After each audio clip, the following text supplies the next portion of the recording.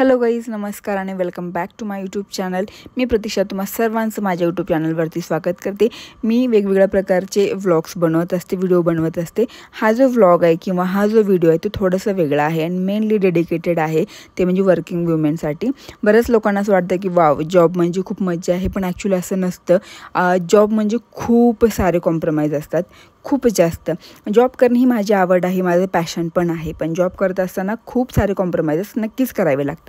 त्यात पहिलं कॉम्प्रोमाइज येतं ते म्हणजे हेल्थ, माझ्यासाठी तरी ॲटलिस्ट। बाळ होण्याआधी मी जॉब नव्हते करत, त्याच्यामुळे तो एक्सपिरियन्स तर मला नाही आहे, पण बाळ 1 वर्षाचं झाल्यानंतर मी जॉबला सुरुवात केली आणि दुसरं मोठं कॉम्प्रोमाइज आलं ते म्हणजे बाळासाठी।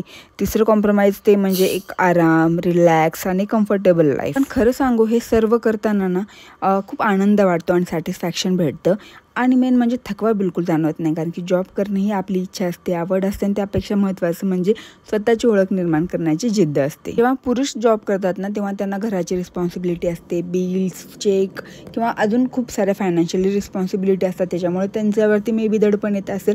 आणि जेव्हा स्त्रिया जॉब करतात तेव्हा घर सांभाळणं, स्वतःला सांभाळणं, मुलांना सांभाळणं आणि मग ऑफिसमधली पण जबाबदारी निभावणं, हे सर्व करताना म्हणजे खरंच ॲक्च्युली नाकी नऊ येतात, पण हॅट्स ऑफ की त्या करतात। अजून एका विषयावरती मला बोलायचं आहे की बरेच लोक असं म्हणतात की जोपर्यंत दुसरी जॉब तुमच्या हातात येत नाही तोपर्यंत पहिली जॉब सोडायची नाही, आणि नेहमी हे एक दडपण असतंच। पण मला असं नाही वाटत, मला असं वाटतं की ठीक आहे, जेव्हा तुम्हाला वाटतं की नाही आता मला नाही करायचं, तेव्हा तुम्ही ते रिझाईन देऊ शकता। आणि जेव्हा तुम्हाला कदाचित ब्रेक हवा असतो तेव्हाही तुम्ही रिझाईन देऊ शकता। गरजेचं नाही की तुम्हाला दुसरी जॉब भेटल्यानंतरच हे करताय, हां प्रत्येकाची चॉईस असू शकते, पण मला असं वाटतं की कधी कधी ना 1-2 वर्षानंतर थोडासा ब्रेक घेणं गरजेचं असतं। आणि हा ब्रेक फक्त जॉबमधनं नाही तर स्वतःसाठी पण हा ब्रेक खूप महत्त्वाचा असतो। आणि या ब्रेकमध्ये ना तुम्ही तुमच्या आवडीनिवडी जपू शकता, तुमच्या ज्या पण काही हॉबीज आहेत लाईक ट्रॅव्हलिंग, पेंटिंग, गार्डनिंग किंवा अजून काही स्किल्स असू शकतात ज्यांना तुम्ही थोडंसं अपग्रेड करू शकता, तर ह्या सर्व गोष्टी तुम्ही ब्रेकमध्ये करू शकता आणि परत तुम्ही एक रिस्टार्ट करू शकता। आय डोंट नो मी जे बोलते ते प्रॅक्टिकली किती ओके आहे किती नाही आहे, पण मी माझं पर्सनल मत मांडत आहे की मला नेहमी असं वाटतं की ठीक आहे, 2-3 वर्षानंतर कंटिन्यू जॉब केल्यानंतर थोडंसं थांबायला पाहिजे, छोटासा ब्रेक घेतला पाहिजे। आणि मग म्हणजे असं नाही म्हणत आहे की खूप मोठा किंवा 2-4-6 महिन्याचा, 15 दिवसाचा किंवा 1 महिन्याचाही तुम्ही ब्रेक घेऊ शकता।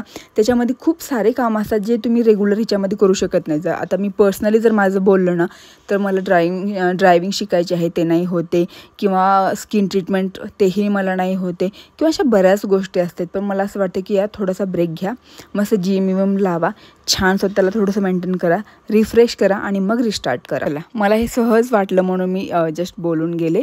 आणि आज ना मी साईटवरती आले होते, कारण की आज पाईल फाउंडेशनचं काम चालू होतं आणि मग सरांनी म्हणजे पाहण्यासाठी आम्हाला पाठवून दिलं होतं। पाईल फाउंडेशन हा कन्स्ट्रक्शनमधला एक म्हणजे पार्ट आहे, बऱ्याच लोकांना कदाचित माहीत नसेल, तर तेच पाहण्यासाठी मी साईटवरती आले होते।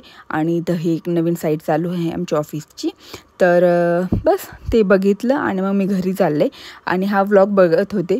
व्हॉइस ओव्हर काय द्यावं म्हणलं आणि ते म्हणताना मला ह्या काही गोष्टी आठवल्या आणि मग मी बस सुरू होऊन गेले।